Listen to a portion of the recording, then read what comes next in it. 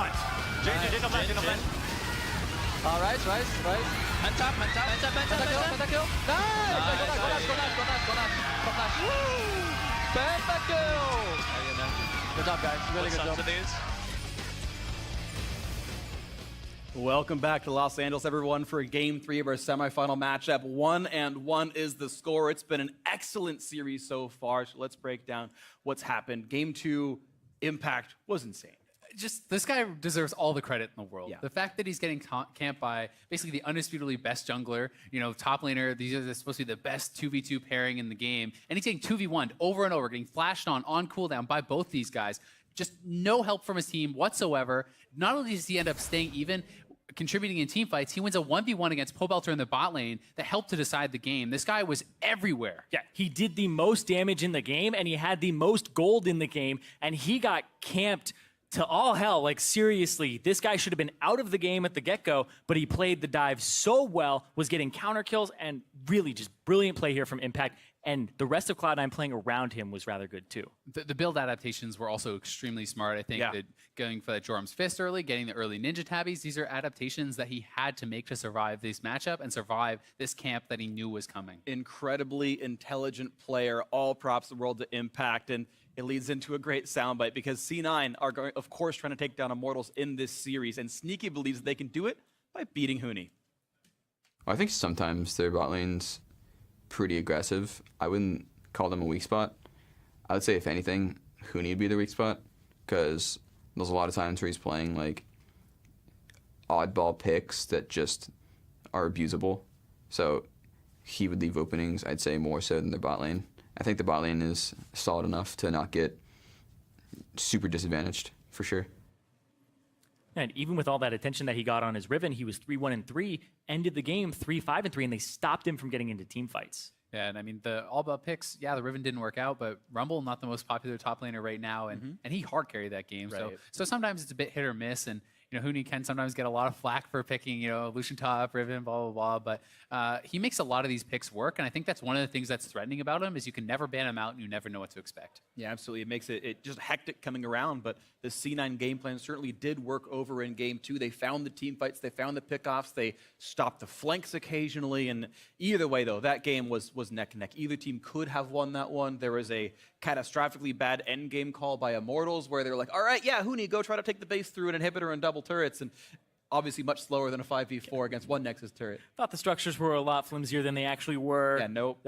Really big gamble there. It definitely was. Didn't pay off, but we are into Champ Select for game number 3 here, and it's going to be a big one, putting one of these two teams at match point.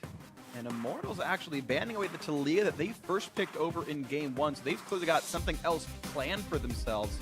As Vladimir, Rumble, Karma all banned off, and Bard left around. open. Bard's the one that they left open. It's also Immortals banning the Karma that was banned by C9 the other 2 games this series. So they're doing some really odd pinches where they're banning what C9 was banning, they're banning what they first picked. I know the Gangplank is up, and that might be the first pick. Exactly. It's a big change. Yeah, I think the Gangplank first pick may be what comes through here because they've been having such a hard time with dealing with it, but Impact would pick Gnar into that. That Pantheon hover, I like it. Shout out to the quarterfinals for Ninja. I think it's getting locked in. There's no doubt in my mind at all. Just kidding, it was a prank, it's Rek'Sai. So it is the Gangplank ban there, and I think that's the adaptation that they were looking for. So really smart by C9 in their draft to make that change, and they may be comfortable to just lock in the Gnar here. Gnar definitely strong in a lot of the matchups, and they do also have the ability to kind of wait it out, see if they want to pick something like a Shen. I feel that Shen, if you go that way, though, is much more abusable in lane. There are certain picks that can be very difficult for you to deal with. Yeah, absolutely. You've got to be a little bit more concerned. Gnar, roughly the safest blind pick top laner in League of Legends right now. So. And if you're going to do it at all, you can just go for that one here, and C9 can save their mid laner for last with the high priority first pickable mid laners like Talia and Vladimir off the table. You tend to just kind of play counters for the rest of it. C9 actually trying to maybe take away the Trundle that Adrian was playing. That's going to be the call. Really interesting choices, and I'm curious to see if Immortals is going to want to try to take Syndra away, perhaps, from Jensen, because he was very strong on it last game. He had success on it in the quarterfinals, too, here. It's a good blind pick, too. Yeah. People are still trying to figure out what to play into it. how to abuse it. And Oh, yeah, baby, let's go. Kennen is back in action. We did see a win come through for Team Envy and Sarah specifically in this matchup, and now it's Immortals playing the same one with very similar champions actually to that composition. So Kennen into Gnar, you just trade back and forth with auto attacks, and I want to see what Huni ends up doing. I assume it's for him in this in terms of maxing Q, kind of skill shot dependent, but the W gives you more wave clear, gives you more trading potential with auto attacks. And this is more team fight for Immortals if they go with this pick here and put it into the top lane. If you don't let me play Rumble, I'll play another mana-less top laner who presses R and wins the team fight. And so the counter pick, I think these are very smart choices. You've got Gragas to try to disengage these champions, Sivir to try to run them away, even though Ashe was already picked up, and that's part of the composition. It's a different look here. And to synergize, it's more AoE team fighting on both fronts here, offensively and defensively. Victor plus the Taric, I think, great choices. Taric into melee support, so strong. I also think the synergy with the Kennen is so big. You can flash forward as the Taric ultimate is dropping. It's so hard to actually turn and focus on this Kennen. It allows him to build more aggressively as well. You don't need to have the Zhonya's as early. You can go things like the Proto Belt into these even more aggressive builds, and it's going to be frightening if they can pull this combo off properly. Like seriously, Proto Belt into Rylai's is probably the build here for him to slow down the entire team and allow Victor to keep just wailing away on people. That AoE combo is massive, and it's going to be up a lot to C9 to kind of absorb that damage. And will it be? What will There's a lot of styles, right? You can have someone sit in the front line and say, yes, I'm just going to Zillion ult a Gragas and he'll phase tank all of this, make sure it all goes well. That is the play they're going for, actually, a more defensive style of mid laner to withstand a lot of the pressure. Maybe you have some CC layering later on, but it's a utility-focused pick. It puts a lot of the onus on Sneaky here as well to be able to carry in these team fights. As far as pumping out that damage, Zillion is not exactly the guy who's going to solo carry team fights. Yes, you can have these big double stuns with the bombs, but it's much more utility-oriented. It's much more about speeding up your team, getting the Gragas and the Gnar forward, and landing those critical ultimates to counteract Huni's ultimate and Pobelter's ultimate. So positioning for Jensen will be so key. Yeah, Meteos also with the explosive cast. If he can knock Huni away from the fight and get the disengage before it begins, Kennen without the ultimate, team fight potential goes way down. All right, so it's about the execution once again, just like we had seen before in Syndra versus LeBlanc. It was, hey, can you knock her out? Can you make sure you prevent the W? We saw these things happen. Now it's, can you get the Kennen away? Or can you flash beyond the Gragas barrel and let you knock him into the team and make it even worse for the rest of your squad? And the way you play, the mechanics of how these champions interact going to be very important here. Exactly, and even the Taric, right? As soon as you see the Cosmic Radiance start, Gragas barrel them away, try to reset the fight. I also think it's going to be pretty interesting to see how effective Turtle is on the Ashe, because it's something where we've seen a lot of mid laners get picked on if they don't take cleanse. And this has been a theme throughout LCS, throughout other leagues as well. You get the Ashe, you get level 6, you go mid lane, you try to hit an arrow. If they land an arrow on Jensen with no cleanse on the table, he's likely going to get popped. Yeah. Right. Even if he self-revives, he's going to wake up on top of a gravity well and just die again anyway. Yeah. So a lot of tools here for Immortals. But if Jensen has the presence of mind to speed himself up, which you typically don't use during the laning phase too much, then he'll be able to actually dodge it if he's trusting in himself to do so. We'll see if it happens. We are here into game 3 of this best of 5. Leading in a match point on the line here for this one. Immortals, the favorite, but Cloud9 has certainly looked very good so far today, and they could absolutely take the lead in this series. And we've been hearing through the grapevine from teams like CLG where it's like Cloud9 look really good right now, right? Scrimming across the bracket, and hey, they've been doing even better than some of their other scrim opponents like Immortals, and they're like, okay, well, I think Cloud9 might be able to take it, which is very surprising before the matchup happens because you think it's heavily favored in Immortals due to the record they had during the regular split and never dropping a match against Cloud9. These teams met way back in week 5 was the last time, and it was a 2-0 victory for Immortals, and game 2 of that was a stomp, if you remember that one properly. So certainly a much closer series so far than we have seen in the past between these two squads. This is what happens when playoff comes around. You take your time, you prepare for your opponents, you have a week to focus on one best of 5, in some cases 3 weeks to focus on one best of 5, and you come in swinging, hoping to take down your opponents properly. Fact of the matter is, sometimes being the team with a bye can just build that pressure. It can make you get a little bit nervous, and C9 looking to catch Immortals unawares. Well, C9 lurking around on the tri-brush. They see Adrian, and they actually look for Wild Turtle. Stun's going to miss from Adrian, actually. Aims it incorrectly, and a lot of damage dealt. Yeah, C9 waiting in the tri-brush, and that's the mind game. That's the meta game situations where you're like, hey, we think they're going to invade on us, so we'll wait in the brush and wait for it. But a nice volley hits two. Immortals have the first push. Even with that jump from C9, it actually went pretty evenly, if not a little bit in the way of C9, but a nice trade there onto Immortals. Yeah, especially since you have the Trundle and he just regens passively. Most of the damage was dealt to him. But Adrian, these stuns have not been on point. The two Jazzles so far. There we go. All right, makes up for it. Double hit right there. Gets the collat. Cast for Nicely curse. done. Yeah. And this game's so much less action than the first ones. Ah, yeah, let's go. There comes the shield, and ready to keep on going with this one. Meteos actually going to the blue buff, but this was warded by Reignover. So Rek'Sais typically don't do their blue buff until later and hand it off to their mid laner, but Meteos knows this, but it's already warded. Yeah, and Reignover's already pinging out his opponent's blue buff, so he's just going to simply make it a trade. One thing this does do, though, is it's probably going to be the blue buff going over to Reignover instead of Pobelter. So Meteos knows even if it's a trade, at least they're getting it off of the Victor and onto the Rek'Sai where it's less effective. Yeah, so really, really nice stuff right there. Removing the choices that Immortals would have had with this one.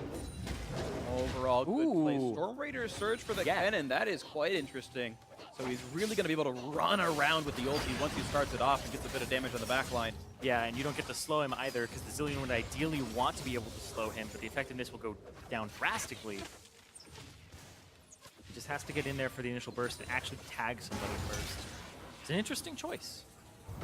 As Reignover smites away on the wolf camp, gets the spirit to make sure this counter jungling is safe, leaves up a small wolf and goes to take away the Grand Pierre. And Reignover doing a very good job of playing the counter jungle game. That ward on Meteos let him know that Eastern jungle was all his.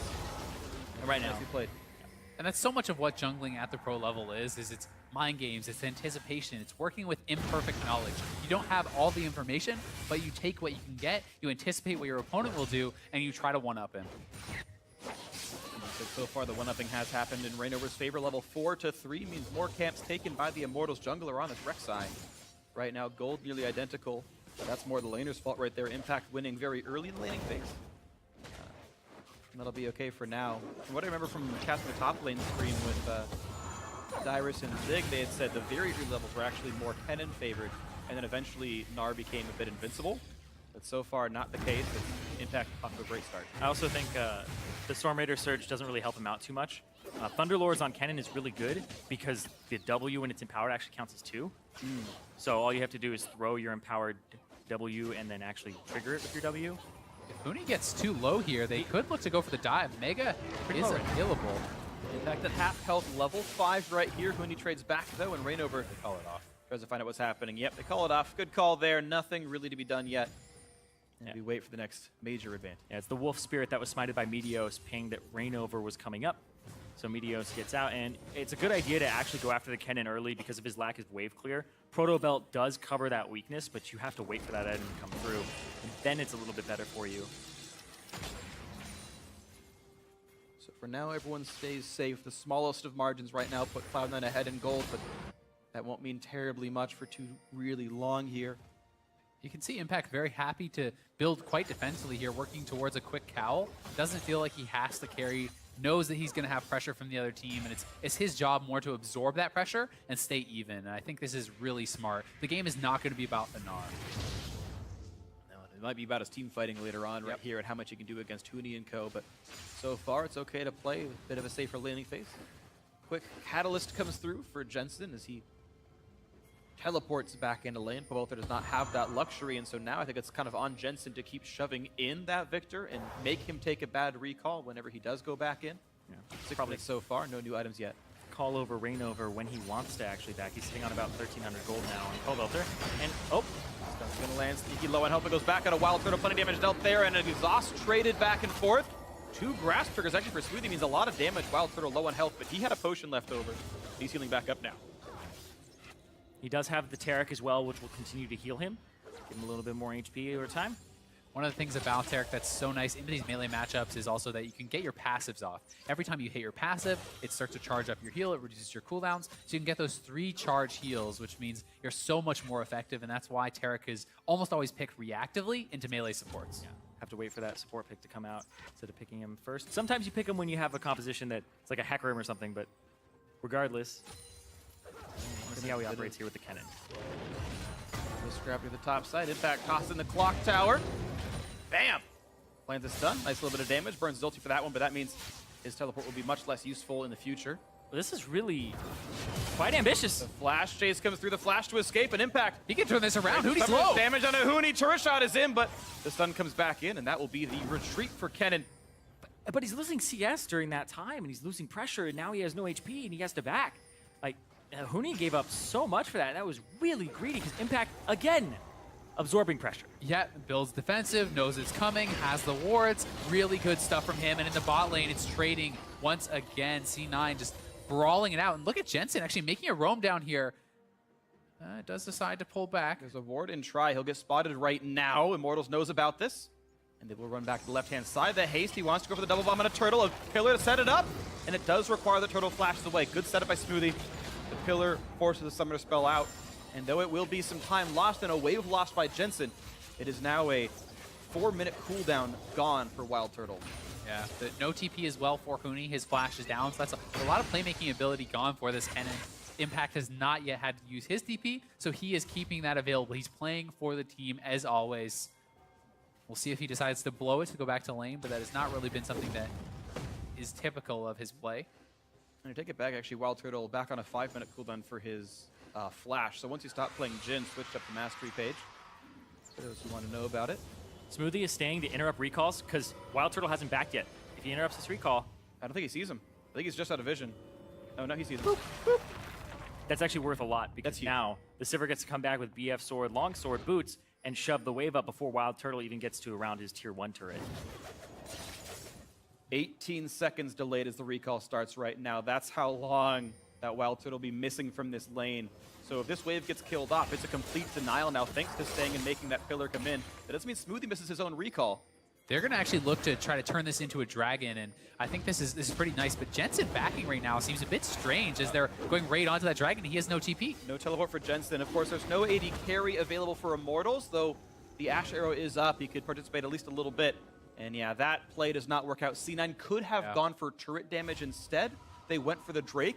It was a risk. The risk does not pay off. A good reaction by Immortals. They said, oh, they just recalled in the bot lane. They just showed back up, and they're not pushing the turret. This must be Drake. Everyone show up. Good reaction. Look at Impact's build. Merc treads first. It's really annoying. Yeah, he's saying you're not going to kill me. He's going to have the chase down potential here too. Definitely very low on the combat stats, but just indexing heavily on being able to stay alive and stay away from this. And it's a double AP. Oh, look at that play! Play jumps in. C sees him under the turret, but Huni gonna stay alive on this gets one. movement But speed, movement there's speed. the hit with the boomerang. The hyper coming in. Lands one auto. Lands two autos. One more will kill him. Gets the boomerang. A beautiful solo kill for Impact. Are you kidding me? This guy is putting the team on his back. I said it wouldn't be about the Gnar, but maybe I spoke too soon because Impact with a solo kill on Huni. Who needs your jungler? He is just frustrating Huni so much. Huni plays forward. It's a boots to Gnar. Transitions out of Mega Gnar at the right time to get that movement speed bonus and chases him down. Incredible. Like, Impact is playing out of his mind. It's just ridiculous. The ult into the perfect wall lift right under the turret. Oh, that has got to be tilting. Ooh. Okay, that's a flash down. Spell shield used on volley, and that's what becomes tricky about this lane is pre-6, usually Ashe has the push lead, just Sivir's too short range. We can watch this again. This is so good. Impact sees that as soon as Huni walks up for it, he clears the whole minion wave out, so Huni doesn't even have to deal damage to him. But it was the Q into the R, and then even though he was stunned, gets the follow with the movement speed, and when everybody's slow again, well, Impact is just faster. Yeah, it's tier 2 boots versus no boots, and it's Merc treads to reduce the stuns, and Huni frustrated definitely there. Last game did not end how he wanted it. This one is not off to the start he was hoping for. And he even got a gank at the start, too. Yeah. And he blew his flash ultimate to get in there, so he was down his flash for that. One thing to say, though, Immortals did pick up that Mountain Drake, so that is definitely nice for them. They're certainly holding even here. And for this Impact, really bullying now. Proto Belt versus Merc Treads and a Jarm's Fist, just better for Impact. And everybody else is coming up here too. You have Jensen playing towards this side. We're talking about how they've been focusing bottom side. Cloud9 with this advantage in the top lane.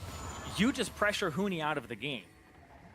Yeah, if you can force this guy to try to stay in a 1v1, that's not really where he's going to excel. It's about the team fighting. And if they can get Impact to the point, oh, he's going to kill him! Wow, the flash and the everything. A lot of damage dealt out. He's going to get the solo kill, but ooh, a nice save by Meteos. Make sure that Rainover can't turn it back around, but now re-engage on the bot side, double invulnerability, and nothing to really gain. But here comes the teleport. Jensen wants in the flash pillar. Wild Turtle does not have flash. He will die. The double bomb for Jensen rings true. Smoothie to get a bit more damage. And look at this, 3-0. Cloud9 looking great in the third game. C9 off to the races, winning on both sides of the map. 2-0-0 for Impact. Has his TP available. This guy is just going off, and Jensen with a couple good roams to the bot lane, cashing in there as well. And Cloud9 are making sure that nothing goes well for Immortals in this game. Meteos looking at Pobelter, the TP to flank.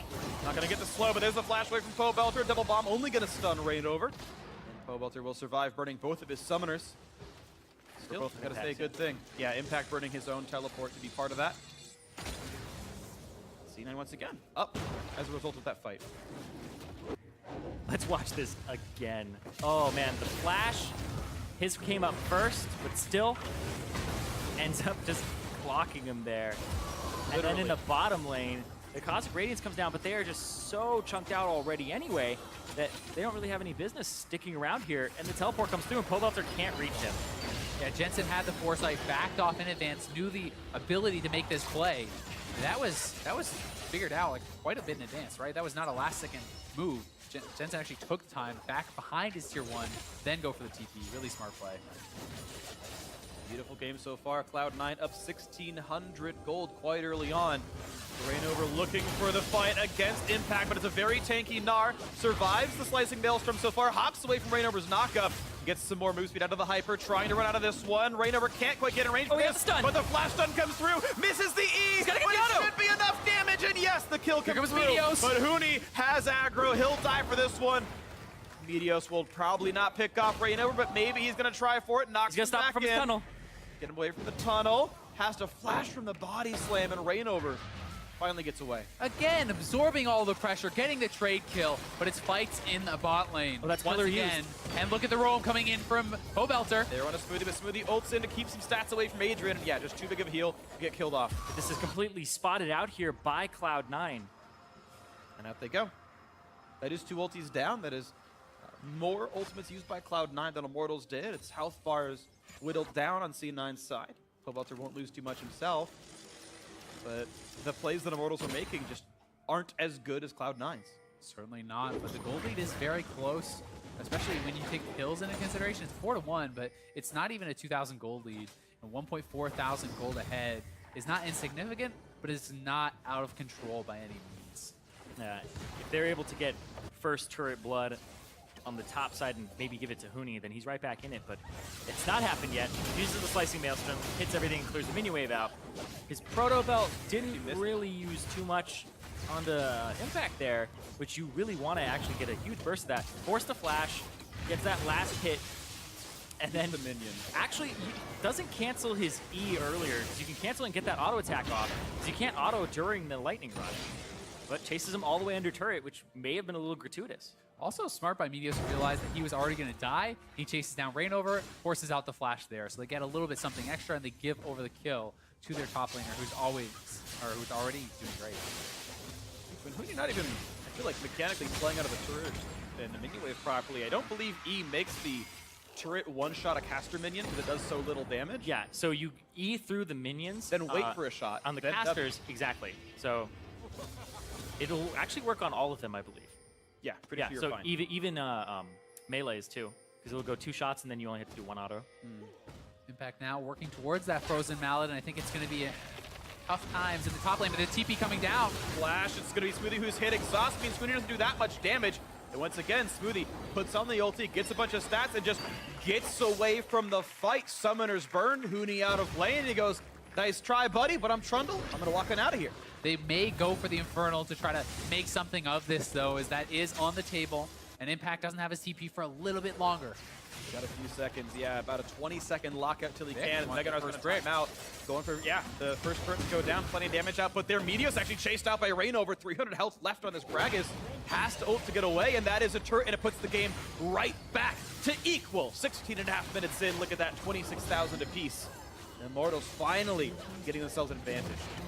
Until now, when the turret goes back down. Impact is up 1,000 gold over Huni right now. And getting the gold on him, plus that local gold, is going to be very nice. He can push in the wave all the way, because when he hits that timing with the Frozen Mallet, it will be massive. We'll see if C9 wants to contest this at all. They are starting to move in. TP is available. Here comes Impact. And Huni has no ultimate. They really want a team fight here. C9.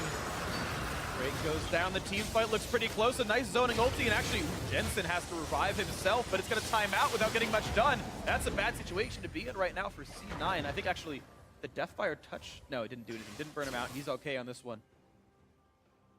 But I guess the disengage worked. I think Pobelter played that fight incredibly well, zoning out C9, forcing back Jensen and Sneaky, and that will be an uncontested Drake.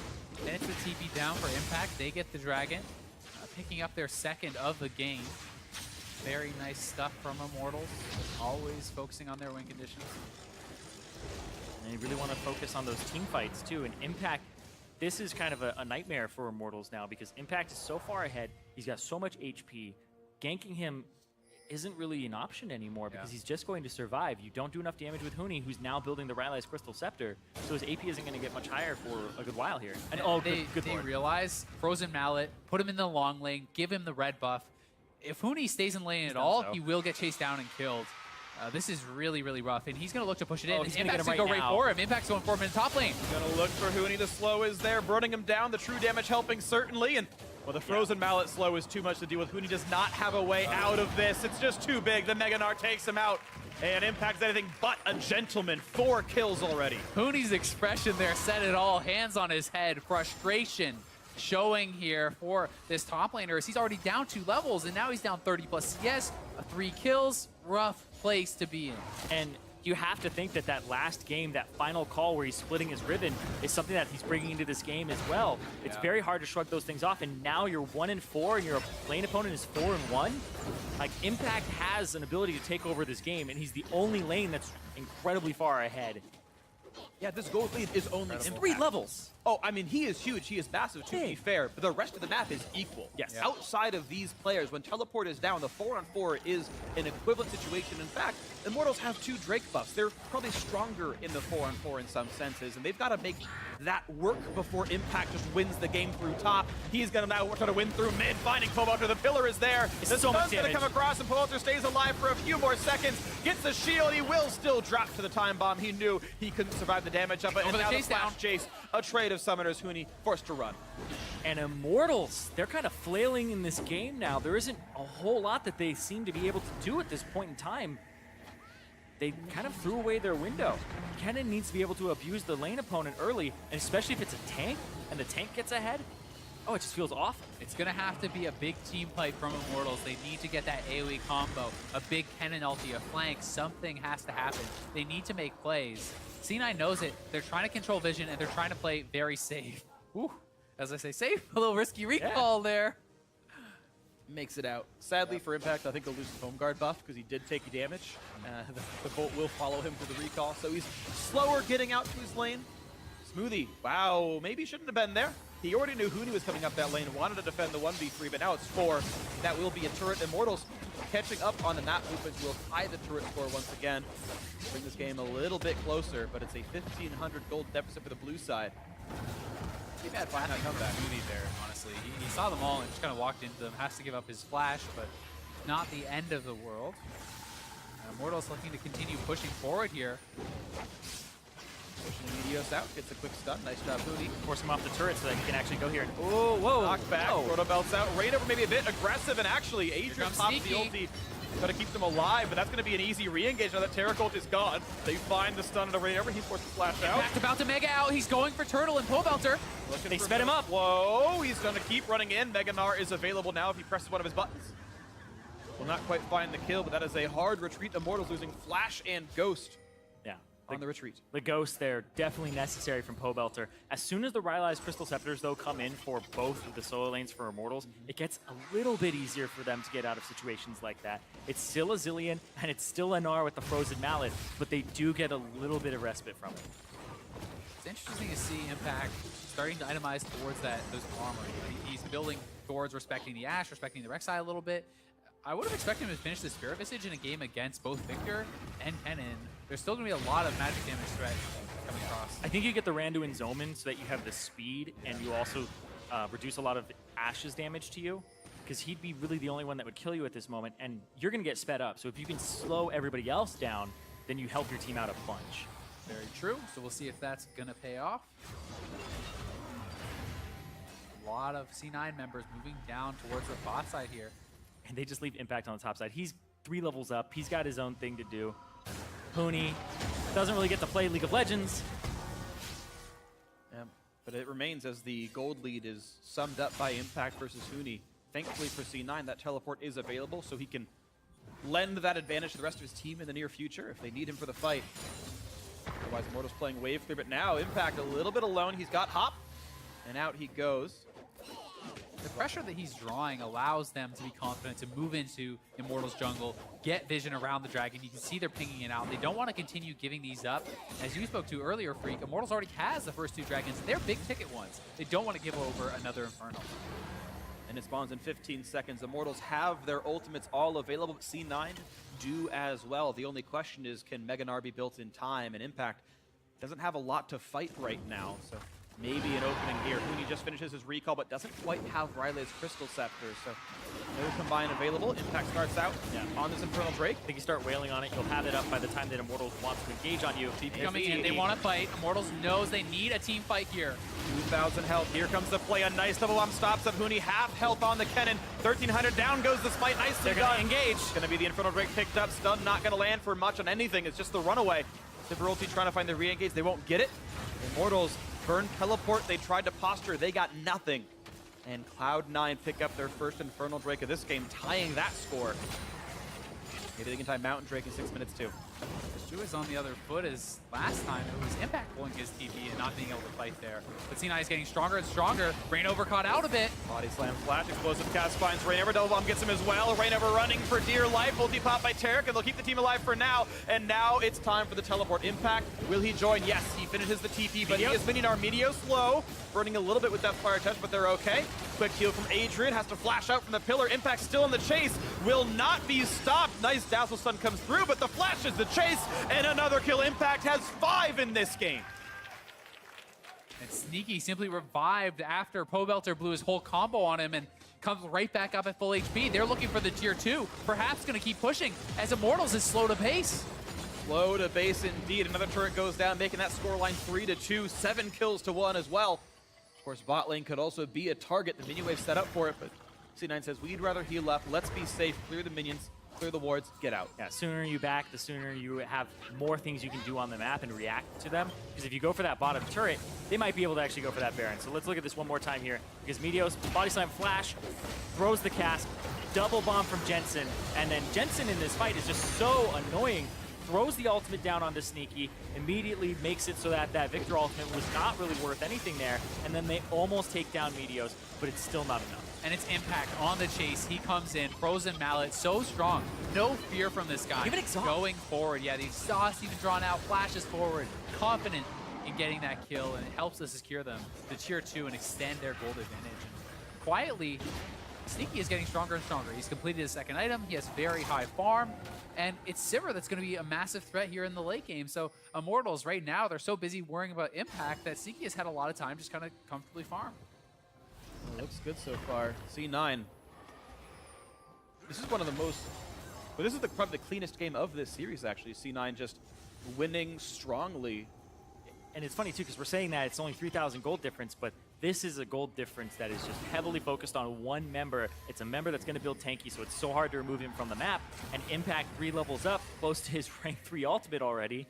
And that's the thing is, if you look at the pace of the game, like Jensen's 15 as well, Pobelter's 14, it's Huni who's just behind the entire pace of the game. He's the same level as his AD carry.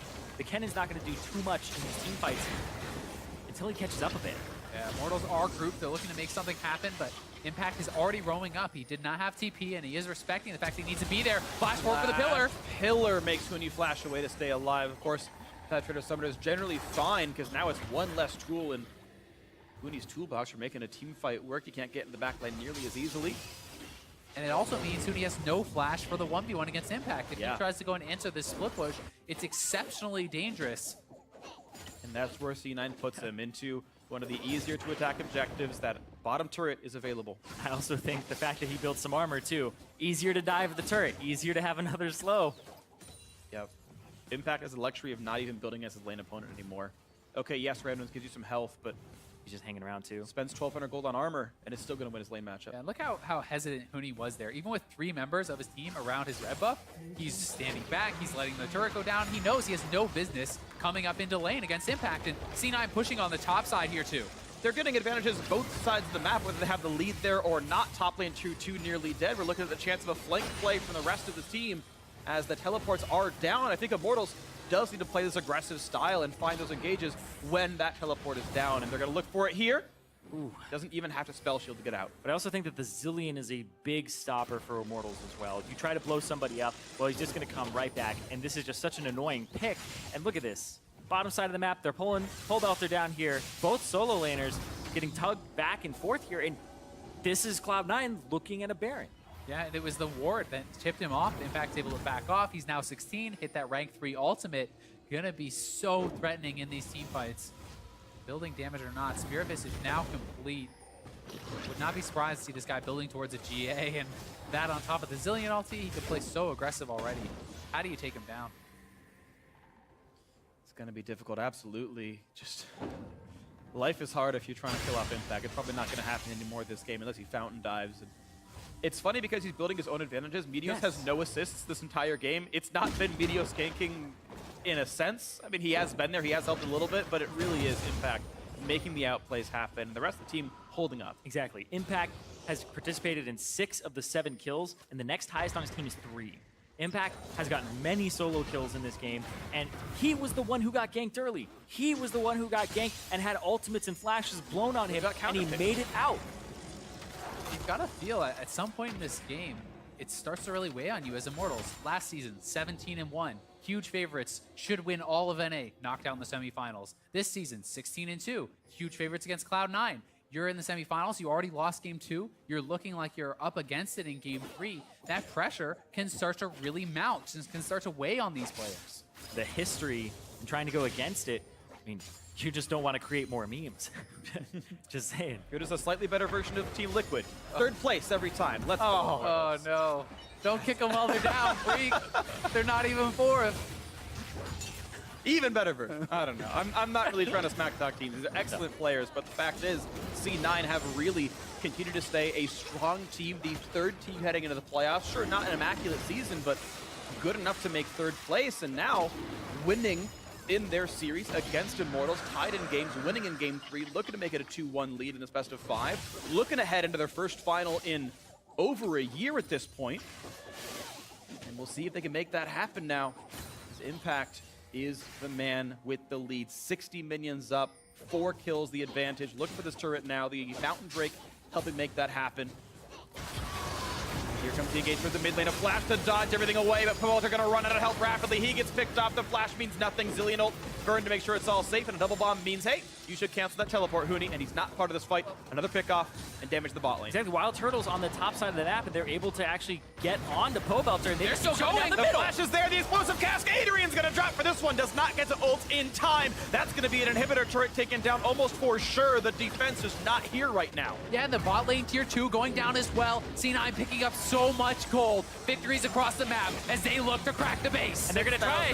4v5. Here comes the engage. Meteos low on health. There's no Zillion ult to keep him alive, but look at the backline access. Impact basically solo kills the AD carry. Rainover's next up, and This now could be Huni. the game. Poor Huni running away. Hit up by a boomerang. Slowed down by the frozen mallet. His ult means almost nothing. Zillion is going to save Impact. That comes back in time. The level 17. And he's going to walk away. Decides to back off. Don't want to They ping Baron. risky. They ping Baron. This might be the play. Huni doesn't have anywhere to go. He's hiding alongside his minions, hoping to blend in with the rest of them, but problem is he's wearing red, not blue. They can see him against the grasses. He's kind of as strong as a minion right now, too. It is warded Almost out. has his flash. He could look for something. It's desperation But he time. doesn't have Zhonya's. He's going to have to ulti in there. He would have He doesn't to. have, he doesn't have ulti. He doesn't have it. A He's gonna go rare for it. form. He's not going to get it. There's the smite. There's the pick off another kill in for C9. I think it was the right choice for Huni to try to make that happen, but it didn't come through. Great smiting by Meteos once again, and this gold lead is now 9,000 plus a Baron buff for C9. And look at this play once again, the commitment onto Pobelter, and really early Zillion ulti goes down, so it doesn't actually get popped, but it doesn't matter. They get the kill, both TPs have to be canceled, and then they continue to look for the chase, and Meteos with the flash available, goes for it, knocks Adrian in, he goes down as well, and C9 piling in, cracked the first inhibitor turret of the game. Yeah, and then Impact comes around the side. It's like, okay, finally, you back Wild Turtle, you're here, and Impact just comes straight through the base. And Wild Turtle, they're trying to focus on the re-engage, but Huni doesn't have ultimate usable right there because he doesn't have flash. He wants to ulti flash and get into that group of people, but he can't. And now top end's going to be dropping as well. So look at this turret score, 7-2 now on this one. Great plays so far from C9, controlling this game from start to finish. And Sneaky has his IE, has 3 core items, death cap on Jensen, they are massive. Here comes the engage, Terraculty across, and there's the disengage. No damage is really dealt to Cloud9 here as the inhibitor turret falls. A lot of punishment towards Impact, but he's got Guardian Angel. He's all right. Sending to Jensen, but there's no follow-up damage, so nothing happens for the Enchanted Crystal Arrow. Turret goes down, and C9 now low enough on health. They want to get out, and they will disengage cleanly enough. C9 to retreat here with all their members intact. C9 should just back off, go heal up, and look to re-engage. There's no reason to risk it right now. They didn't have to blow their summoners, and was a good disengage on Kennen. They committed a lot, but they get the inhibitor turret and do not lose anyone. Impact is 5,000 gold ahead of Huni. It's absolutely insane. Impact is playing out of his mind today. Absorbing ganks, created his own advantage, and then just pressed it. This guy is just such a huge facilitator for his team, and he doesn't even take that many resources. Like, he is honestly the optimal top laner to have on Cloud9. Low SCS on his team, still 65 his lane opponent. Got maybe 1 or 2 ganks, 6-1. And that's the big thing is, like, Impact in terms of actual velocity of his levels in his game, he is on par with mid laners, right? That's totally normal. Huni is 3 levels down. Like I said before, same level as the AD carry, doesn't have rank 3 ultimate, whereas both solo laners, even the jungler of Cloud9 have theirs. And it's Cloud9 closing in on the bot lane, looking to crack the 3rd inhibitor turret. Mortals will need a miracle team fight. It's going to be a rough situation. Baron buff is still on for the rest of this siege here. Gravity Well means nothing. Pulls an impact, doesn't matter. Smoothie on the front line, ults rain over for stats, and he's too durable for this to matter. Bottom inhibitor gone now. Top inhib has no turret, so C9 can rotate there easily enough. They once again clear out the mid lane wave. They let Sneaky heal up on it with Warlord's Bloodlust. And will they use the minion wave, or will they simply backdoor the inhibitor itself? Right now, they've got to be respectful of the CC, but so does Immortals. Reignover caught in the front line. Gravity Well buys a bit of time, though. TP on Huni. Doesn't get to do much. Huni is there and gets immediately exhausted, and Smoothie does go down. That's one picked off. Now Tarek's going to help make sure the re-engage is safe as they look for impact. Guardian Angel should be dropped on this one, and Immortals have a little bit of breathing room. And Huni still has his ultimate. Jensen actually misclicked his ult on himself there at full HP. Pretty big mistake, and Huni wants to chase. They know they need more. They are way behind in this game. They need to get as much as they possibly can to bring this game back within arm's reach. It's still a 10,000 gold deficit. Hawkshot reveals where C9 is, and looks like they just have to play the wave clear game. There's almost nothing really big to be gained by Immortals. They got a couple kills, and they get a few minion waves. And you could see how scared Huni was to use Lightning Rush and continue to run after them, but also Elder Dragon on the table right now, but you have to defend these minion waves. It's a tight timing. Impact is dead for 30 seconds right now. They can finish Elder Dragon before he can teleport. Here's the fight once again.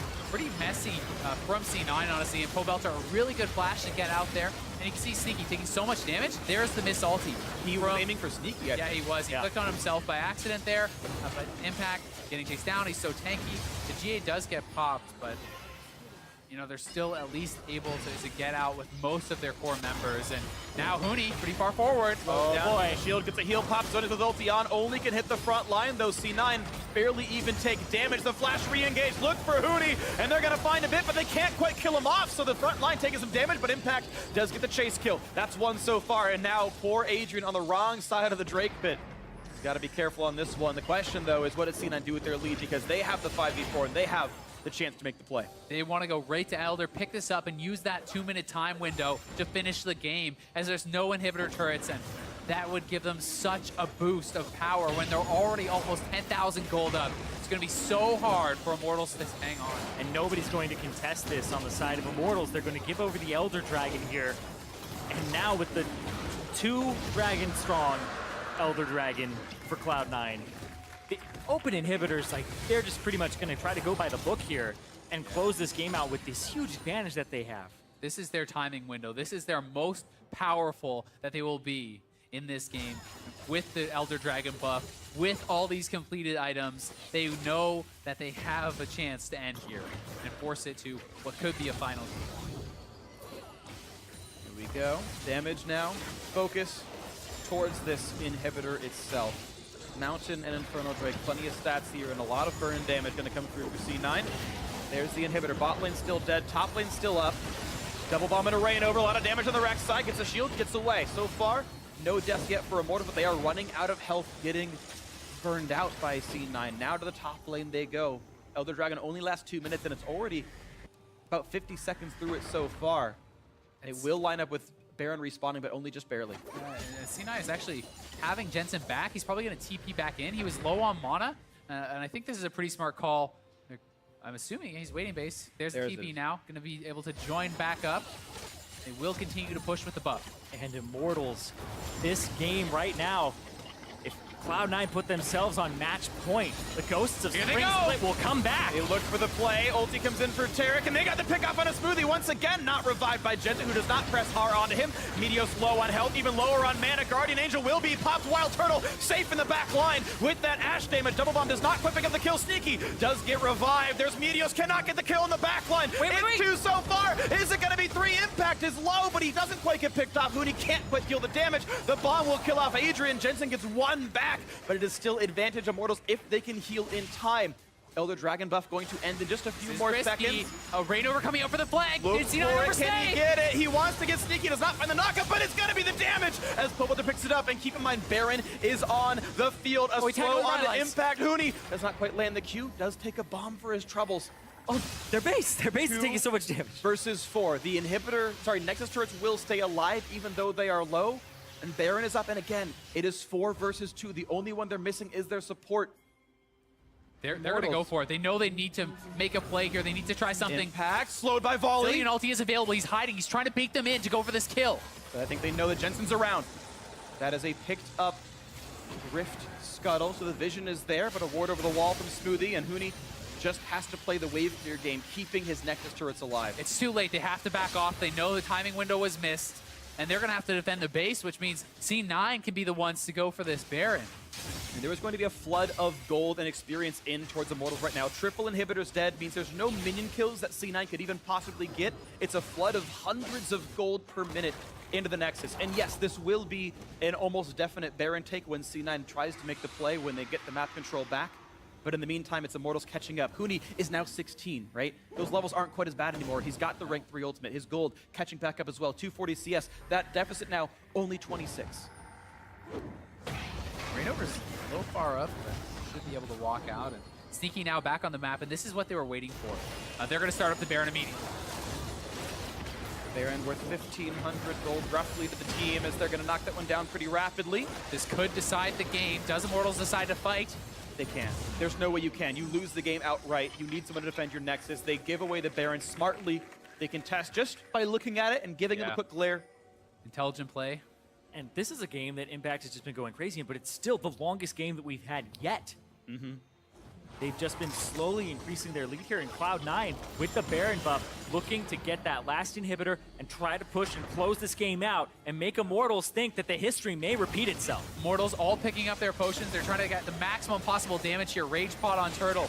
You see the Sorcerer's Elixir on Pobelter. They're going for the engage! Knock up on Sneaky. They're trying to pick him off. A lot of damage, but Jensen the got him. comes through in time. But Tarek going to keep the team afloat, so there's no damage to be dealt back. Here comes Huni! Huni in the back line does not get exhausted, but can't find himself any kills, and he's going to get traded back. Sneaky gets the credit for that one. Impact, though, getting burned down. Stuns Wild Turtle. The autos come through. Guardian Angel popping this one. Sneaky finally does get burned down, and Turtle is safe. He's got to respect Gnar. Fights the 1v1, gets healed up, gets the kill. That is 2 picked up for Immortals, but they're losing Nexus turrets. They've got to keep the second one alive, and they will do so. +1 kill and -1 turret, but plus a few minutes gained of breathing room. Against all odds, Immortals hangs on once more, and Sneaky has just been so ineffective in these last couple of fights. He's getting popped immediately, brought back up by Jensen, but he can't get anything done. And you have to start biting your nails here if you're Cloud9, because the longer this game goes, the more that delta gets closed here. The flash knock up on a Sneaky. Jensen barely gets in range to pull the ultimate off, but they burst straight through his Maw of Malmortis. Huni comes in from the side and gets through the shield to face the mountain, but still, it's not enough damage. Huni does not do enough at this point in time, but Pobelter, on the other hand, throws down that gravity field, gets lasers across them, and ends up really saving this fight. And Rainover was massive as well. He lands multiple knockups on Sneaky. He gets the knockup which takes the first kill on Sneaky. He gets a follow-up knockup without flash that gets the second kill. And this man does not want to go quietly into the night. They are looking to hang on here. Here's Game one number 3. He doesn't even want to go into the night. He wants to like run towards the light here. Hoping to keep it going then, as Immortals looking for an immense comeback here. The gold getting slightly closer. Now it's only 7,000. I say only because it's been worse than that so far in this game. Catching up in levels. As you start to complete your item builds, the gold lead stops mattering. Yep, the delta gets smaller and smaller. The total champion level deficit is only 1.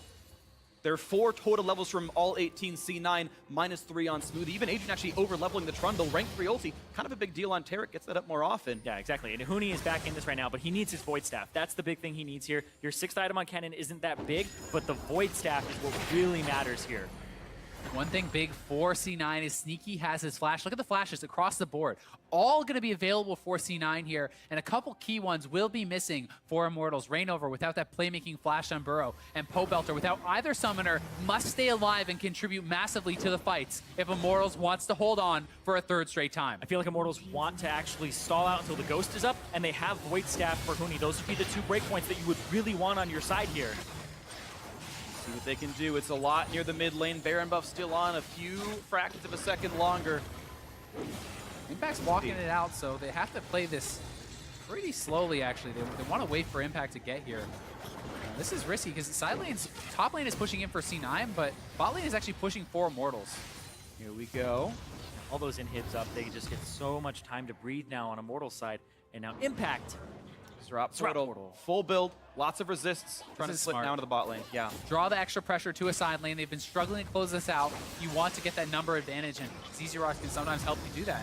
Break apart the team fight comp if you can. Pobelter 780 ability power, and going towards his Ludens is going to be scary. Sneaky, the solo pusher. He knows he can get buffed up to get away. He can spell shield the engage, takes a bit of damage, but crucially blocks a roughly 800 damage laser to not get picked off here.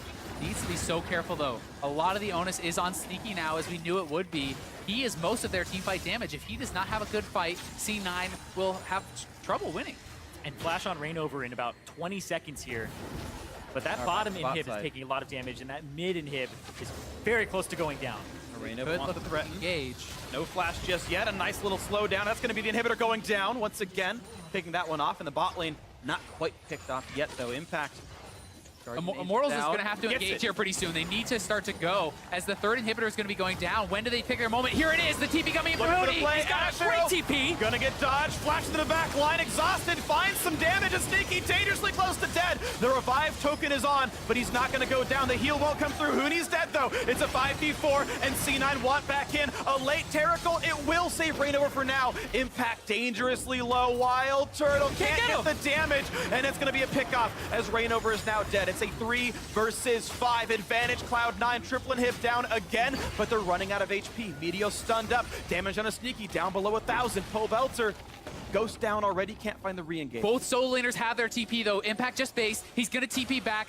Jensen basing now. He's gonna TP back as well. They're gonna look to push for the win. Yeah, and that turret, it actually regened a lot, so it's close to full HP, but still, they have so much brute force. A lot of full health members. It's only Meteors who's really missing resources. 5 versus 3. Here comes the push to open up the series 2-1. They caught Wild Turtle. It's all over, but the crying. It's going to be Adrian running away. The turrets are gone. The Nexus is going to be next. That's going to be game 3 for Cloud9. They are 1 game away from the finals. What an incredible performance from C9. They come into this the underdogs, and 2 games in a row, they have taken the Nexus from Immortals, and Immortals have got to be worried at this point. They are systematically pulling them apart. They are targeting the weaknesses, and they are exploiting them. Matchups, anything that they can find here.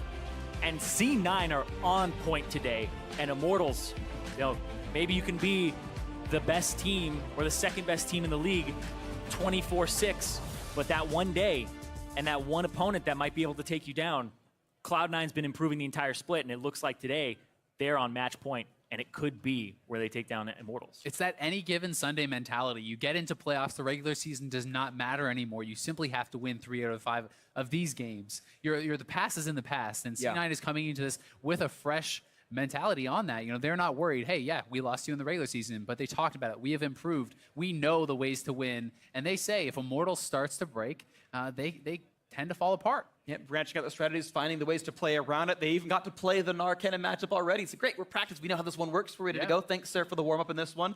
The late pick Zillion coming out to help break apart the comp as well. The assassinations from Pobelter just didn't really happen anymore. And look, a very well-played game, a controlled game, a C9-style game where they did it right, and they took it out. So, 2-1 lead. Oh man, game 4 is on the way. Let's send it back to the analyst desk to review this so far. Thank you very much, gents. 2-1 is exactly right. Cloud9, rather, now out to a lead here in this series. But boy, is this series heating up, if anything, right? Just game over game getting more exciting. This one, very, very much coming down to the wire there. There was a little bit of fear after Immortals had a couple successful base defenses that Cloud9 might not be able to find a way to end this one, but they do. It sure is sizzling, especially Impact's Gnar. I loved watching his play. He's so soaking good. up so much pressure, solo kills left, right, and center, tilting Huni, just doing so much work for the team. Unfortunately, I did think Cloud9 was relying a little bit too much on what he was doing on the map, and the rest of the 4-man unit was kind of losing the slack in terms of pressure, as we saw even in the gold advantage. Immortals was able to get the first turret, was putting pressure on the map before C9, so maybe work on the little 4-man as opposed to... Yeah, I mean, when we do look at this champion select, we see once again a unique pick coming out of Huni in the Kennen here for the series at least, right? But the response in the Gnar play, just fantastic. I mean, absorbing that pressure from Reignover, we saw multiple 2v1 outplays, we saw the 1v1 outplays. I mean, quickly picking up 5 kills for himself and having the highest kill participation on the team as a top laner in the early game is pretty nuts. Right, and I think one thing I want to give a little credit to is Meteos. His pathing took him topside, and this is going to be the first solo kill on your screen. And this was actually just kind of a mistake for Huni to get so close and get ulted into range like that, and a great chase down by Impact. And that's going to kind of set him up to start taking over the game as he's going to keep being able to generate a ton of pressure. But it was also a really interesting itemization choice, right? He goes immediately for those early Merc treads, getting that tenacity, move speed, and magic resist against the Kennen. So a fantastic pickup for him that allows him to kite things out like this with that, that improved movement speed.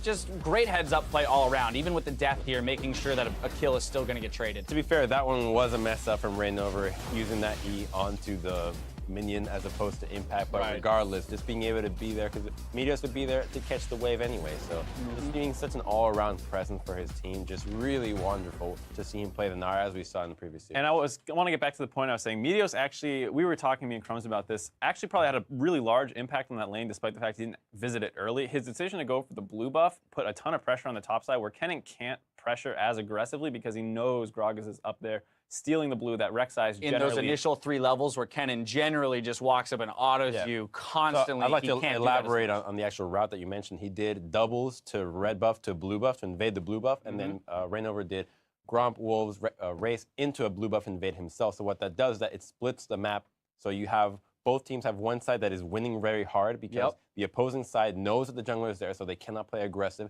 and the other side is going to lose because they're on the receiving end. So, for example, the dual lane from Cloud9 in this game can't play aggro. You know Rex is on your side of the map. You're kind of going to lose that lane. Whereas the top lane for Cloud9, which is a matchup of Gnar and Kennen, gets completely nullified. The early game from Kennen goes right out the window because you can't play up. Gragas is going to be there, and as soon as that happened, we see Impact getting a good CS lead. Right, and it kind of hurt Meteos. He was down. It kind of that initial path really works well for Reignover when he's able to go his blue side, your blue side, his red side again. He gets 3 quadrants. Right. Meteos went from his own red side to the opposing blue side, so he kind of got stuck in 2. Right, but it's a trade-off if you know what you're doing. And Right. I think this is an example of them really knowing what they want. It just protects Impact so much. It stops Pobelter from getting the blue buff later at like level 5, which would help him out because that is a Zilean favorite matchup. So there were just a couple of things that like hurt only Meteos, but sets up the rest of the team, and it's not very noticeable because it's not like, oh, he visited their lane and blew his flash and traded flashes. It's much more subtle than that. One of the mini-map plays. Right. Yeah, very much so. But once again, we see Cloud9, they did get a small lead, but maybe not as large of one as people would have assumed having, if you focus in on that top lane and see the kind of work that Impact is doing, you'd be like, oh my goodness, Cloud9, they must have like an 8K gold advantage here at 25 minutes. Not at all the case. So Immortals is still finding ways to pick up the gold on the map. We even saw them get first turret even through all this pressure and the winning top side that C9 had. Well, the biggest one was that as soon as Huni recognized he's losing lane, okay, abandon ship, what else can I do on the map? Immediately goes bottom, finds a way to 3-man push that into the first turret. Then they swap out, go to the top side, take that turret as well, and they have a turret advantage onto the map, whereas a lot of the plays that Cloud9 was doing were focused onto the actual jungle. So the difficulty with going plays in the jungle, if they're not focused on objectives or maybe dragons or buffs, don't result into a whole lot besides kills. So we saw them get some good kills, but just not actual objectives, whereas Immortals did. Right, and I think that's a good point. It's just the objectives being taken haven't been super controlled by one team or the other. Immortals didn't get the Rift Herald when you're thinking that'd be perfect for the Riven in Game 2. Right. In Game 3, we're not seeing it either on anyone. It just seems like with the new meta where there's less lane swaps, that's generally where you would see a Rift Herald taken was during some kind of timing where the other teams split the map bottom. Right. There's just generally a little less map splitting, so it's harder to get that buff, but I think that leads to maybe some slower games where like once your top laner starts going off, it can't go off as hard as it used to. Very much so. All right, well, let's take a look at our only other replay. 30 minutes into the game here, Cloud9 is going to pick up a 4-for-0 in the mid lane, Inhib and a Baron after all. And this is just the example of a Sivir composition. As soon as you see somebody out of position, Trundle Pillar, you're dead. And then they're just going to push straight down middle. And again, more people are going to get picked off. And you see that Impact is pushing down on the side.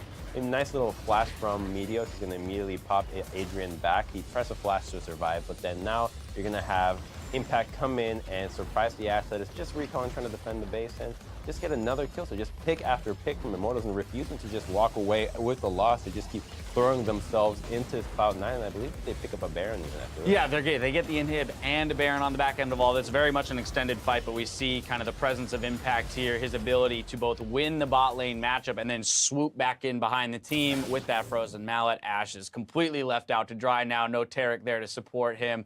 Poor Wild Turtle in this game did not have the best of times when he got singled out by Impact. Not at all, but I would say it was a little alarming how difficult it was for C9 to end that game, and I think part of that comes down to Impact's build. He was going off really hard, but everything he built after that first Frozen Mallet was a defensive item, and when you're that far ahead, you can afford to go a second offensive item, especially with a Zilean. Very much so. So 2-1 is the standing of the series right now. Cloud9 has opted onto the blue side here for Game 4. Immortals backs against the wall. They lost semifinals in spring, being the #1 seed. They're the 2nd seed in here, and they want this final so bad. The players have been super vocal about it. How do they do this coming from the red side here, extend us and push us to a Game 5? Seems like a little bit of PTSD coming Yeah, from It kind of is, and we got to wonder how they're going to deal with that as a team. Well, that's the weird thing is normally like as a team starts losing, it's like we got to change things up and try something new. But the thing is, like they've been doing new stuff. It's a new thing every game. Yeah, it's like you see Rumble that gets banned. It was successful. The Riven not so much. Let's try the Kennen now. Right. And it's getting to this point where it's like, well, your red side you have counter picks, but you've already been doing I that. think what they have to do is go for the actual guy that's been so solid for them all split long. Yeah. It's Pobelter. He's been doing so well with the resources that he gets, and maybe it's difficult for Immortals to try to find a way to play around him more, but if you just give this man resources, he's carrying games. In this position, he's pretty much the reason why they stalled out so damn long. And what a world for us to live in, that Immortals, right, in the Right. spring split, we're saying it's all going to come down to this guy on your screen here, Pobelter. He was the one who was the source of, he was the criticized one on this team through all the spring split, saying Pobelter is the underperformer if you have to choose one on the team, not saying that he was underperforming. But now here we are, our last chance to get to the finals in the summer split here. It's all going to come down to that mid lane, Pobelter versus Jensen. We've got it as our featured matchup. Stay tuned to see if they can finish off Immortals in Game 4. Cloud9 that is. We'll be right back.